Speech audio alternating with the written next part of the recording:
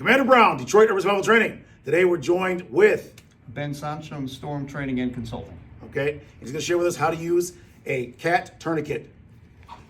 Okay, this thing here, heavy bleeding on a leg or an arm, we need to stop the bleeding right away. So it could be a gunshot wound, it could be an industrial accident, it doesn't matter. First thing, if somebody can apply direct pressure, that's great. Now we have this tourniquet, go ahead and put it around my leg. Okay. So you're gonna undo it. Yep. And our goal is to get these on as fast as we can.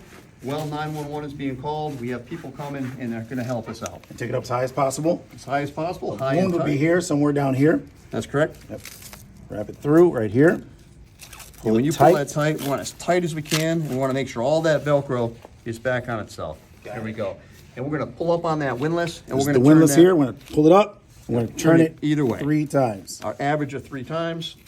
And Let's hook get it one, in let's there. get one more and then we want that really nice and tight. Okay. There we go. And we want to make sure that until bleeding is stopped. Go ahead and take that next white tab, put that over the top. We want to make sure that that bleeding is stopped and then further assess that there's no other bleeding anywhere else. Okay, great.